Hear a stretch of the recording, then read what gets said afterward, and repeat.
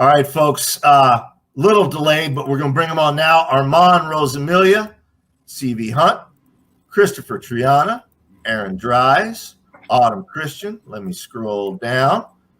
Wesley Southard, and Wrath James White. Looks like he's having internet connections. But as soon as we get him, we'll get him back on. I'm sorry, Armand. I'm trying to wrap up here, but it's not working. Let me log off. Y'all are going to talk about, can horror go too far? Can it? I have my own answer to that, but I want to hear your answer.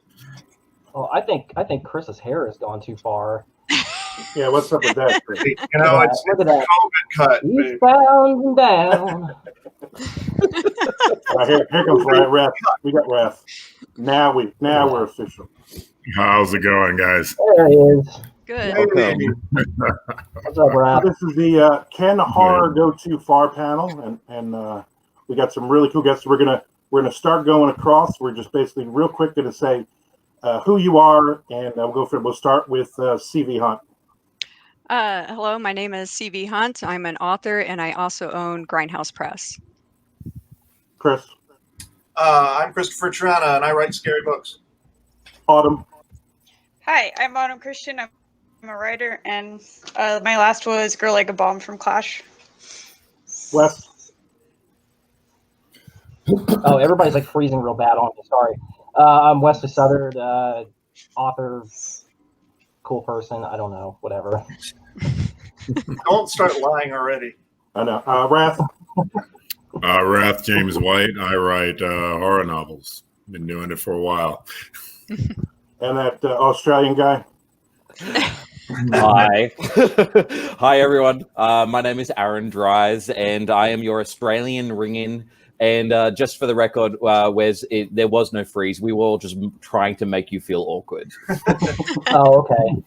Well, I've got really, really crappy headphones in, so I can barely hear everybody. So I'm struggling, but we'll get through this. Oh, excellent. It's wonderful to see you all. It really, really is. Yeah, it's actually a cool thing seeing everybody all day going through. It's kind of neat. Even with Chris's hair, it's still pretty neat. It is, like that is okay. special.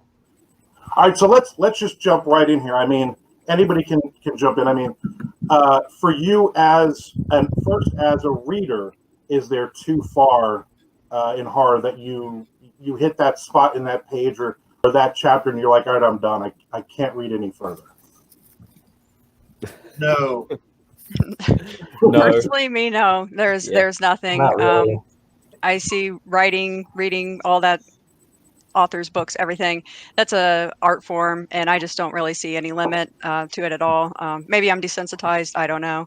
But yeah, I mean, everything from horror books to things like Dennis Cooper, which is super transgressive. Yeah.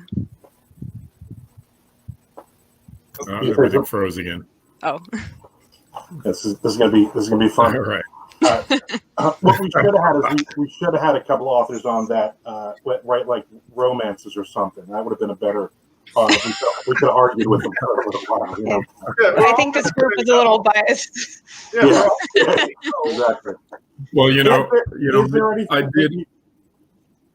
I did have a moment when I was writing Population Zero when I thought, forced abortions might be a little too far. But I still wrote the damn thing, so I guess it wasn't. So as writers, though, is there too far as a writer? I guess I'll jump in there really quickly. Look, I don't think, for me, there are certain things that I will and won't read, but that's completely up to me, as I would expect it to be up to the reader as well. You know what I mean? But in terms of I wouldn't want to cut off anyone's wings, because if that was happening, then I wouldn't have been that kid when I was 11 who had managed to get a copy of James Herbert, The Fog, right, that I was reading on my school bus and going, oh, wait, are we allowed to swear on this thing? Do whatever you want.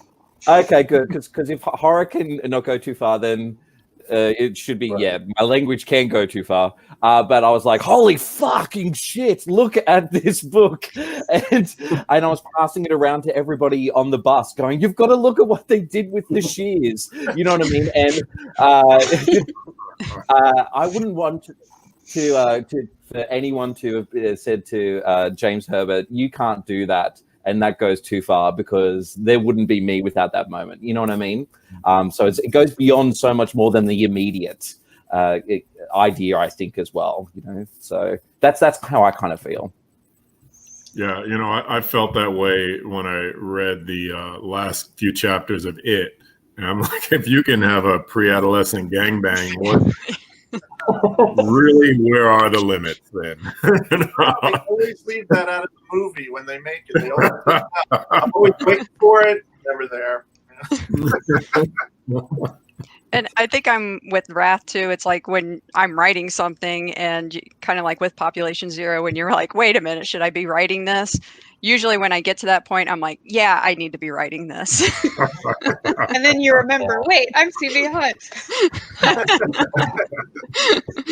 I'm actually about to start writing my first, like, I guess, extreme horror novel here in a couple of months, and it's going to be dealing with a taboo that I don't think I've seen too much lately, as in like bestiality, I think. And I'm still struggling with how far I want to take some of the scenes in this book, because it could get very, very graphic, and I don't know how far I want to take it yet. And I know I've talked to Chris about this already in private, and Aaron, and both of them just say, just fucking do it. Just do it, and just get it out, and just do what you have to do with it.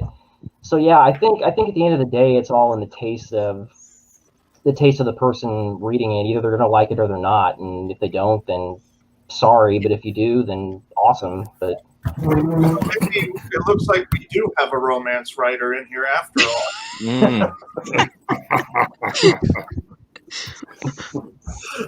Bestiality. Yeah. I think when it comes to things going too far, I think there are some taboos where I think it's just in poor taste, but sometimes that works in something that's splatter comedy in a way. But then there's certain things that I don't think anybody wants to read. Like, no one wants 20 pages of a long, drawn-out rape scene of a child, you know, something like that. Like, no one really wants to read that. Then it gets to be just exploitive for the sake of being exploitive. I think you can have something where, sure, a child can be raped as part of the story, but you don't need this, like, graphic sexualization of it or anything like that. Unless it's something that's just so completely absurd and off the wall, like some like borderline comedic, like Edward Lee or Carlton Mellick or something like that. I think that's a different situation. I do get a little uncomfortable when I feel like the author is writing something like that, like with one hand, basically. That's when I write all my books. That's when I get maybe a little uncomfortable. Every last single one I write with one hand.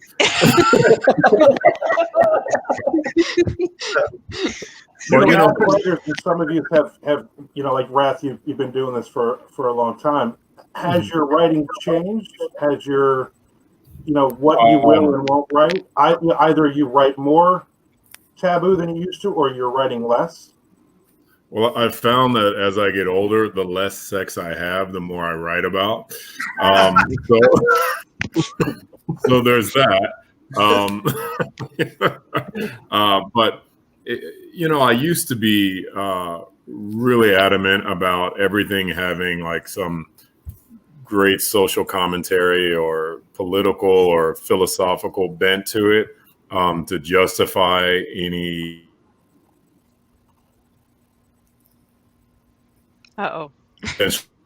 exploitive material. But I realized that. Oh, did I cut out there? So, but I realized that you know, but I realize that you know, when we go out of our way to justify writing graphic material, a romance writer doesn't go doesn't have to justify the romance. A comedy writer doesn't have to justify the comedy. They don't have to. We're the only ones who are asked to justify. Well, why did you spend so much time describing that person's arm being sawed off?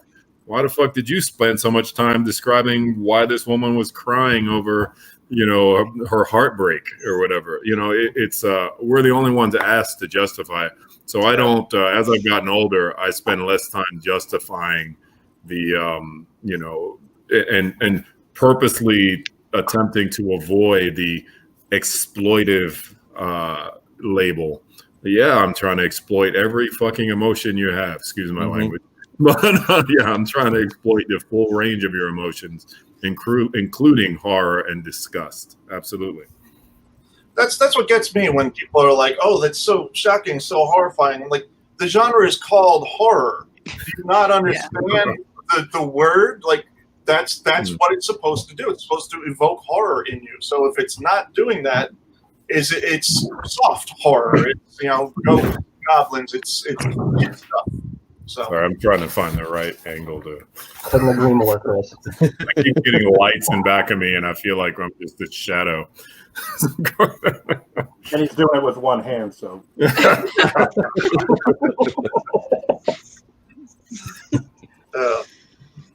So, like, the bad reviews, when you get that 1-star review that it's, there's too much sex, or they complain about, the taboo stuff in there. I mean, do you just kind of brush it off, or honestly, do you hope in an Amazon review that somebody who loves reading that stuff reads that review and goes out and buys the book?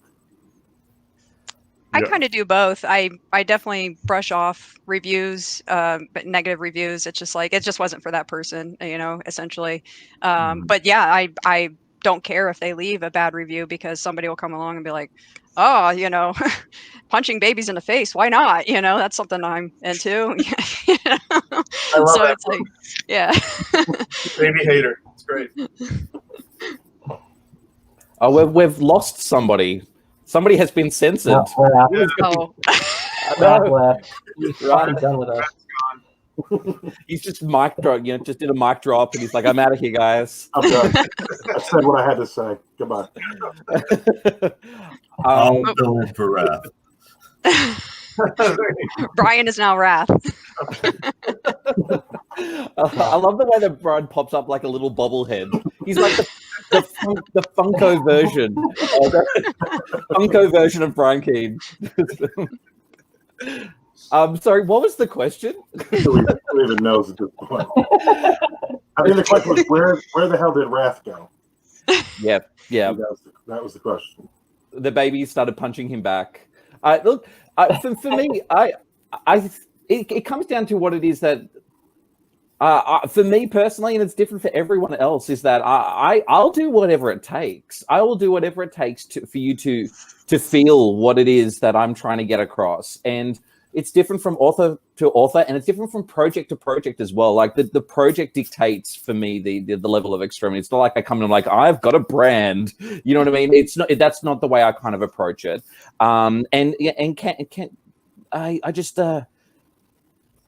For me personally, there are certain things that I wouldn't read, but those are things that are definitely, for me, I don't want to read romances about dying teenagers that go for 300 pages. You know what I mean?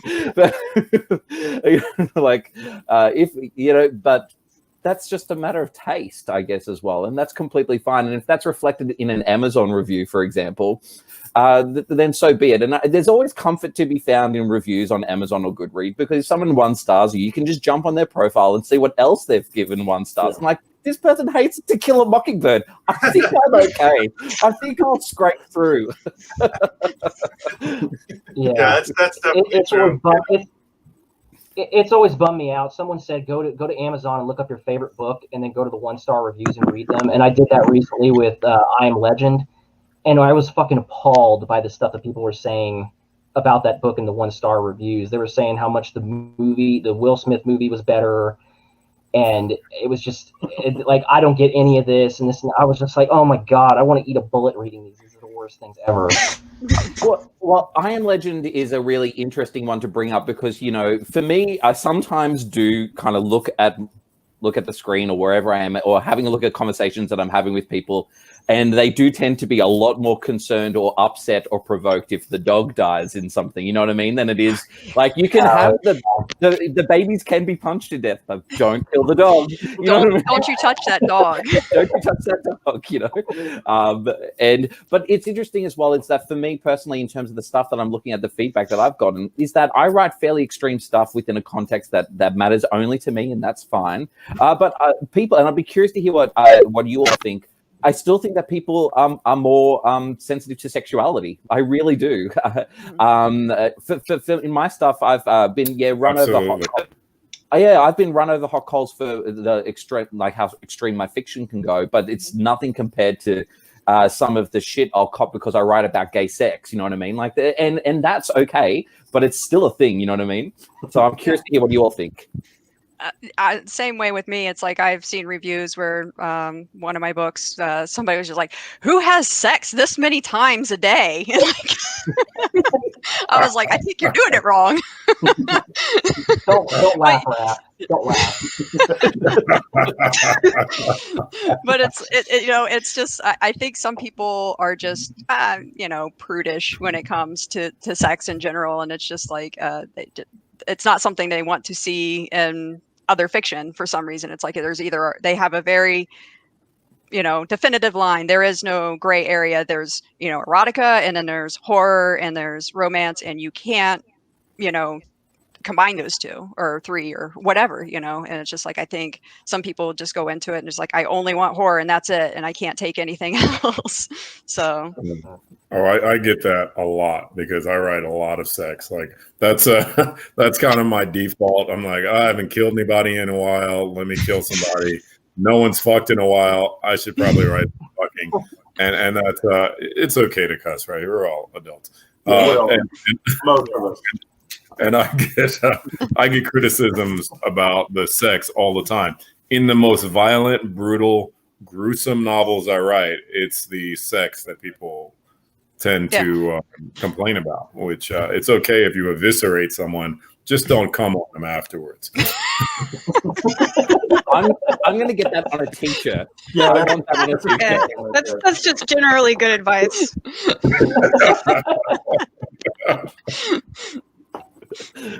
Chris is back. I'm back. Oh, Back. And we have a question from Jacob Lerner. Do you feel that by taking things to extremes that you are helping to normalize them? I hope so. No. So let's take that question. It's that question's a little too broad. Normalize it in art. Yes. Normalize it in society? No. No. Those are two different things. There's, I mean, honestly, I think if someone did say, "Hey, they committed some murder spree because of my book," it would probably help sales, but it probably wouldn't be true. It was because they were fucking crazy, and not because. They read what I wrote. I don't think it normalized it. Listen, Ed Lee's been writing for 30 years, and there hasn't been an uptake in skull fucking. Like that. I mean, it's an absurd claim. Yeah, I think we're talking. You would hope that people look at it and see that it's fiction. It's an imaginary place. It is, an art and stuff, but it is fiction.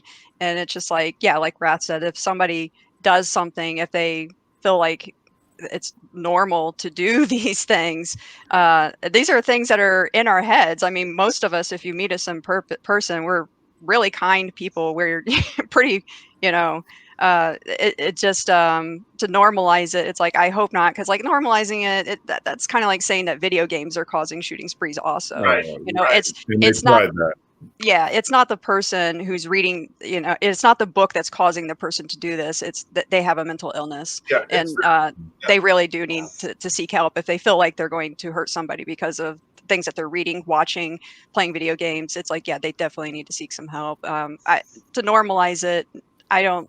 Yeah, that's kind of a broad. Yeah, people that go out and do these things, they were going to do it anyway.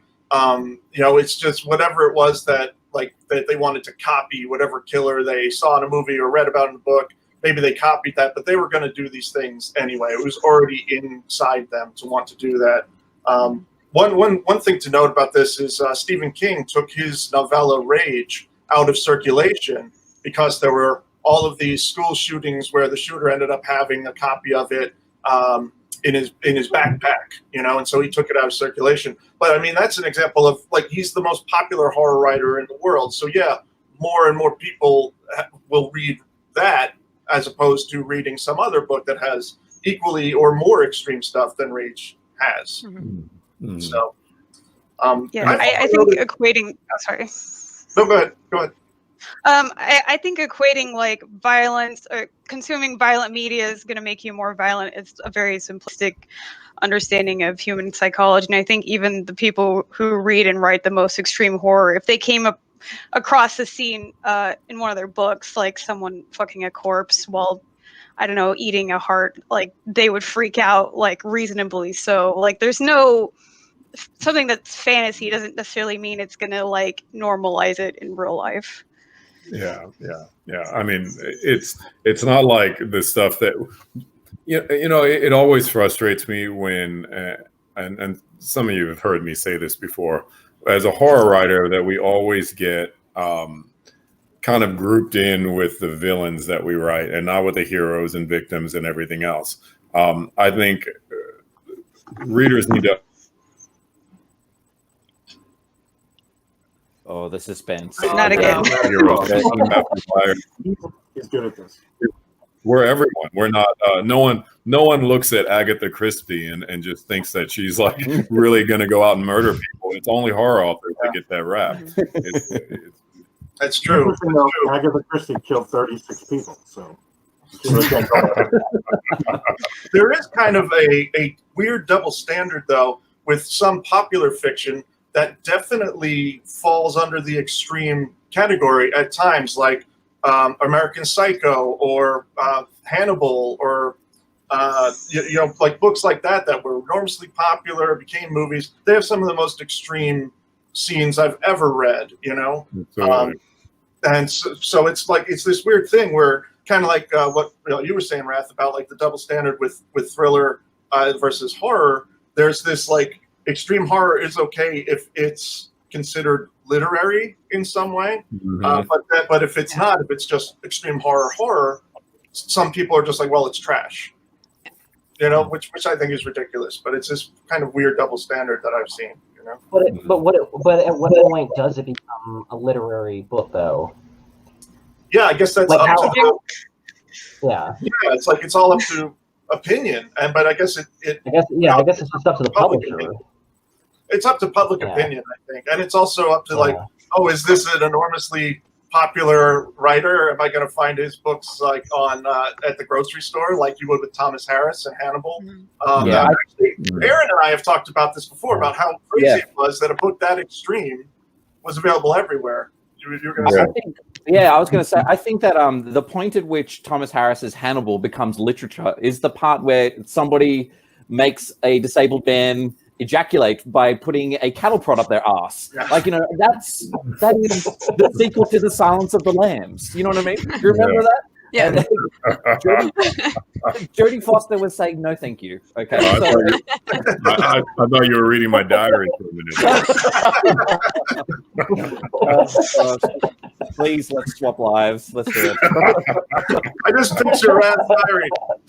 Dear diary, OMG.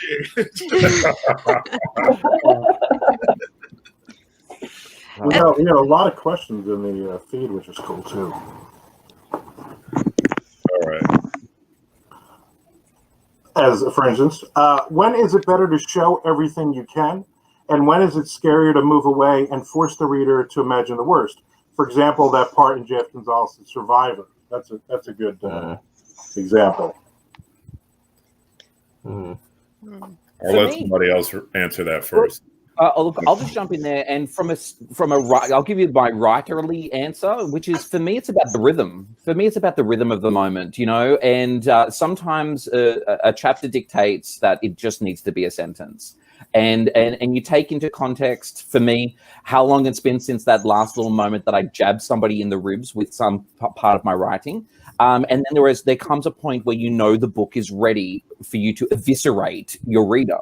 And for me, I just listen to the book, you know what I mean? And there is a natural ebb and flow to violence. And for me, sometimes when I read, and this is kind of maybe where the literary thing comes into it, where nearly everything that we've all written, and I've read I've read stuff by all of you all. If we just kind of like dial it back a little bit, it all is literature, you know what I mean? And that's ridiculous. That's a ridiculous argument, you know what I mean? So I think it's all there, It's the book tells me when, It's probably a really wanky thing to say. Yeah. It's funny that you said the thing about the one line. It just reminds me of the obvious Jack Ketchum line from Girl Next Door, the one-line chapter of that brutal, like, I can't even remember what it said, something about like I don't even want to talk about this, then turn the page, next chapter. Like, that's the kind of, like, that was such a powerful moment that was always stuck out to me. It's like he didn't have to show you anything. He just said, look, shit happened, I'm not even gonna talk to you about it, let's move on. Like, it's just, that was such a powerful moment that stuck with me for years. Yeah. Sometimes less is definitely more. I was going to say, I have a book that is more and more and more, but there are moments where I just let it stop. And the book I'm talking about, I mean, I have a few like that, but I wrote a book called Toxic Love, which is about crime scene cleanup crew. And one of them is super aroused by blood and guts and gore. And so this is like the perfect job for her. And there's a scene where she and the guy are having sex in this like pile of blood and guts. And you find out that she's using something to masturbate, and you find out at the very end of that chapter, the paragraph, that she's using a human jawbone to masturbate with. So I just stop it there and let you like absorb that and imagine that, rather than writing this long sex scene involving the jawbone. I'm like, it's a fucking jawbone, enjoy, and then you can just kind of go from there. So I think sometimes, even with extreme horror, you can go there and then stop and just let it germinate in the reader's mind. I was going to say too, sometimes to pull back actually creates suspense, which helps the story move forward too. If you kind of lead up to it and pussyfoot around it, and then do reveal it or don't reveal it, it kind of drives that reader forward too. Yeah. So I agree with everybody as far as building the.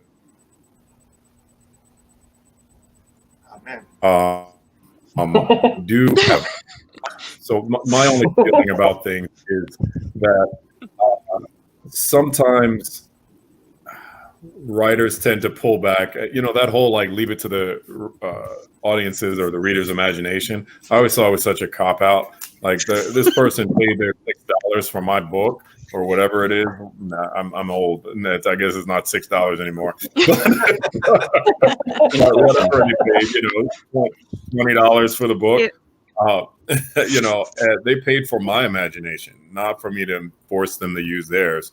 Now, if it's for suspense, absolutely. But if it's just because, hey, I don't want to write something so graphic, which I've seen in too many books, and when I was a lot younger in the 80s and 90s, when I was a teenager and a young adult reading books from other authors, I would get really upset when a writer did that, when they were getting to the juicy part and they pulled back.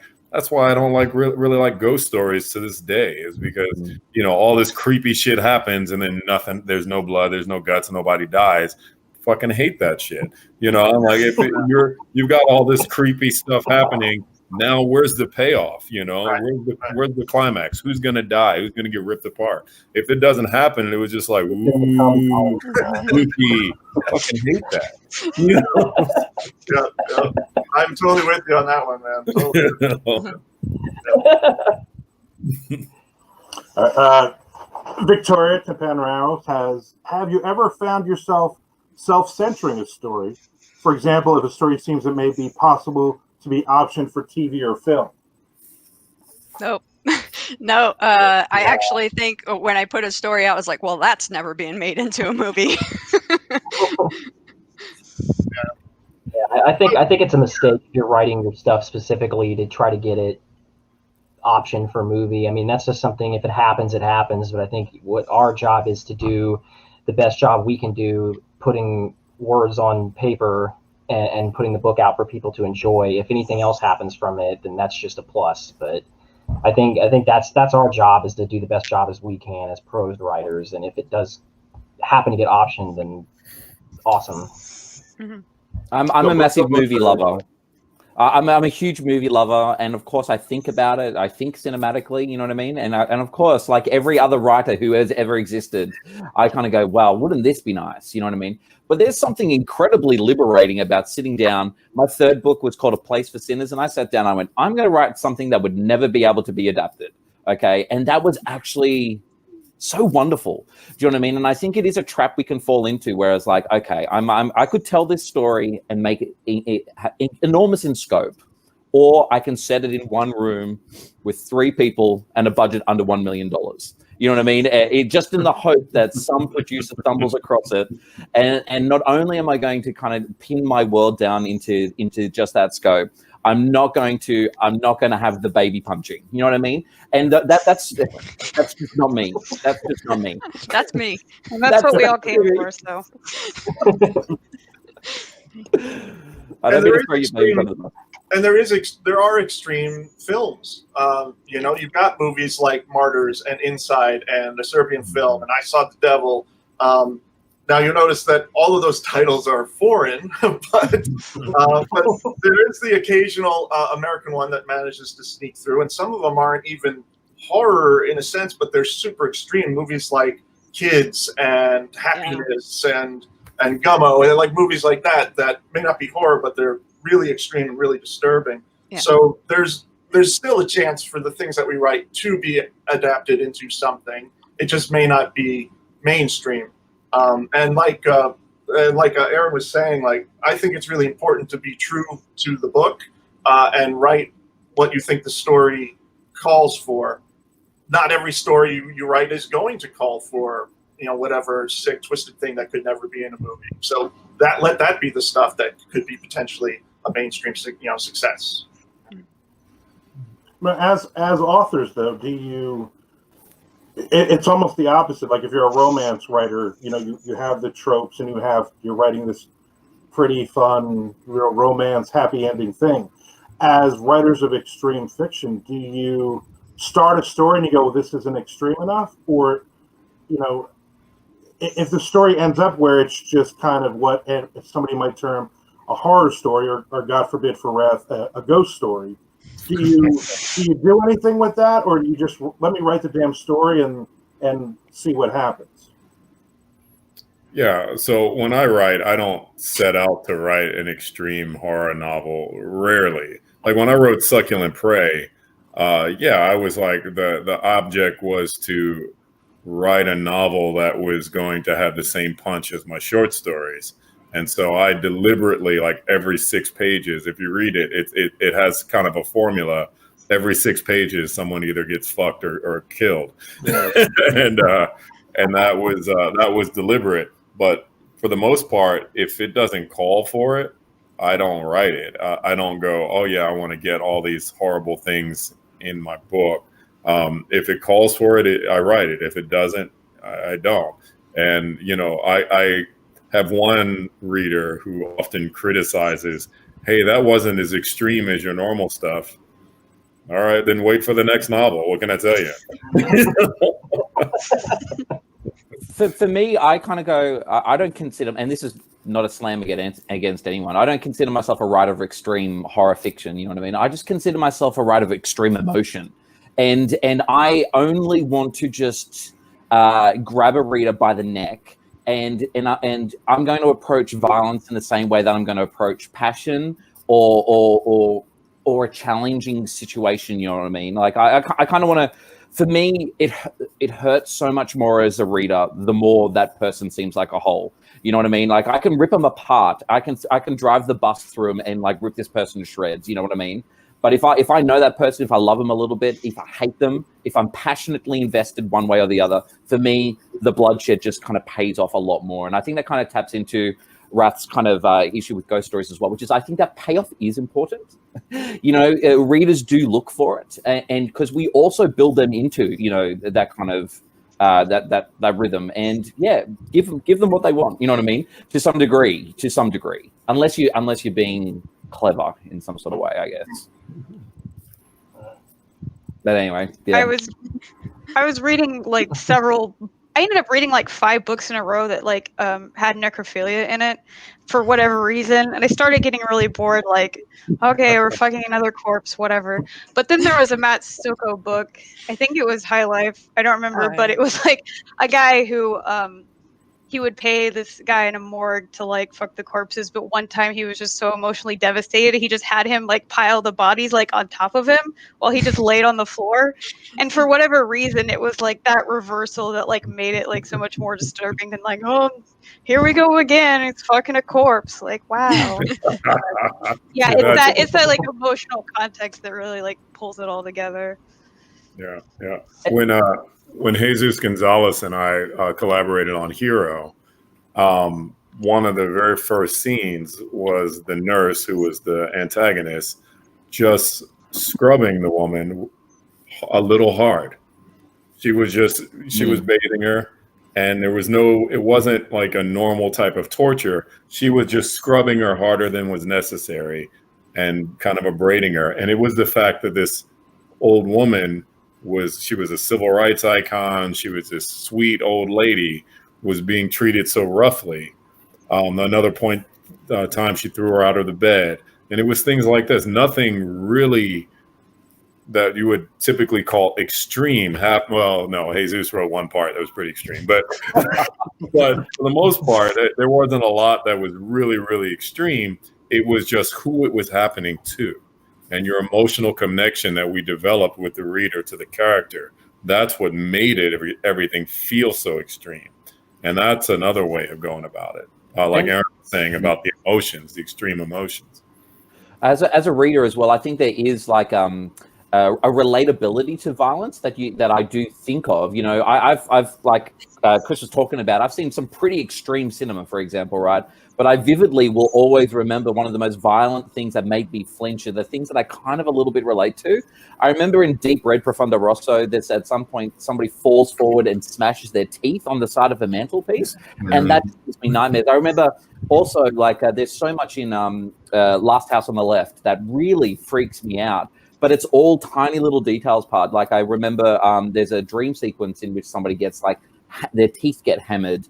Or I watched The Fly the other night, the Cronenberg film, and I remember when his fingernail fell off, and to me that was just utterly horrific. But I kind of, because I've bitten my fingernails down just that little bit too far, and you got that little bit of fingernail left, and you know that you have to be brave and just rip it off, but you don't want to because it's really going to hurt.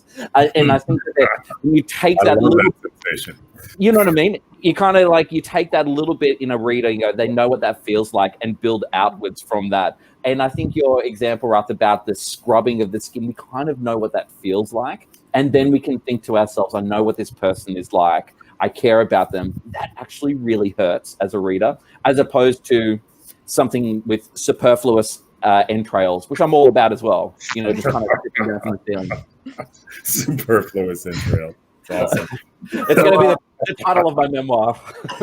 Barry San Giovanni, I think I know who that is. Have any fans ever made you uncomfortable with their reactions to your work? That's a great question. Yes. Yeah. Yes. Do tell. Can you tell us more, Wes? You're nodding your head there. I don't know. I had a guy online a while back tell me, like, I don't know, he said he wanted to break into my house and spray me with mayonnaise or something because of something I said on it. I don't know. It was me. I don't know why that's weird. It freaked me out terribly, honestly. Yeah. Why does that make you uncomfortable? Maybe he doesn't like mayonnaise. Because mayonnaise is gross, and I don't know. It bothered me. Did you say come into your house and spray you with mace or mayonnaise? Mayonnaise, like mayo. Yeah. Ah, right. Well, now it makes sense. All right. It's so slimy. I hope it's like room temperature mayonnaise. If it's cold, like it's winter, as you can see, it's winter here in Australia at the moment, and I can't think of anything worse. You can stop, man. It's fine. It's all good. This is where you need. This is where you need to back it off, write that one word sentence chapter, and move on. Just it's fine. Oh, funny. A chapter that says Aaron Dries showed up with mayo, and then next chapter. I don't want to talk about it. Superfluous mayonnaise again. All right, so Christy Duke says, have you ever had an influential reviewer who slammed your work because it went too far in their eyes? I don't think so. I don't think I've ever really experienced that. I think the closest was when I wrote 400 Days of Oppression, which is just a brutal book. It's one of my favorites, but it's also like the most sadistic book I've ever written in terms of what I do to the reader through the course of that book. But I had a reviewer from BDSM Books who read it, thinking it was a BDSM romance or something. I don't know. And through the whole book, he was in his review. He was saying through the whole book that he was like, "This is not consensual. This is not how it's done. This is not right." So and he was going and just ranting about it. And then he said, "Then I got to the end, and I was like, oh, this is a horror novel. Oh, this was brilliant." Like he had no, because a ghost popped up and he knew. like he didn't realize he was reading a horror novel. He thought I was writing about like what BDSM relationships would really be like or something. I don't know. That was probably the most. That was actually one of the most hilarious reviews I've gotten.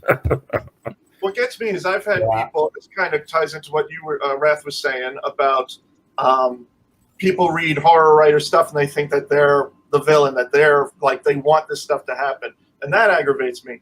But I've had some people, one or two reviews where people would say, "Oh, there's some real misogyny in this book, or there's racism in this book," and like alluding that I might be that way because that's in the book. And it's like, no, that's the character. And you'll also notice the character who says all those racist things is the villain, or is the monster or the bad guy. It's not like every character is expressing those emotions. So that is frustrating to me. And I think that shows some sort of cognitive dissonance where people don't understand that fiction is fiction, that it's not real. And just because you wrote it doesn't mean you are what that entails, Of course, it could be all the dead prostitutes in your basement. Well, I thought we had a trust, Rath, but I gave you 30 minutes alone in there. No questions asked. What a great way to end. And on that one, I couldn't agree more with Chris about saying separating the author from the characters. I mean, my book Resisting Madness came out late last year, and I got raked over the coals for about a month because reasons, but because I guess a couple people didn't like it. But then at the same time, I had other people telling me it was their favorite book of the year, and I had a dude from Germany say it's now his favorite collection, and all this stuff. I guess it just, at the end of the day, it just depends on the person reading it. They're either going to like the more extreme stuff or they're not going to like it. Yeah. That's all it comes down to. It's either your taste or it's not your taste. And I've got that too with like Ritualistic Human Sacrifice. I got a message from a lady who read 1 or 2 pages from The Look Inside on Amazon and decided that I was a misogynist, and she felt the need to go on a very long rant to me about how I was a misogynist and a horrible woman for writing something like that. But it's people just, there are some people who just cannot separate the art from the artist at all. Yeah, I'm pretty sure it was the dead prostitutes in your basement. Yeah, probably. Way to bring it back home, Raph. All right. Armand Rosamilia, CV Hunt, Aaron Dries, Kristopher Triana, Wrath James White, Wesley Southard, and Autumn Christian. Thank you all so much.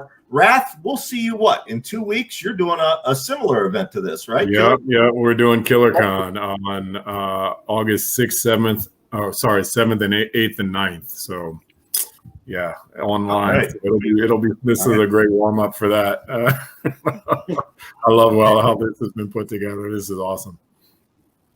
All right. Well, thank you so much, guys.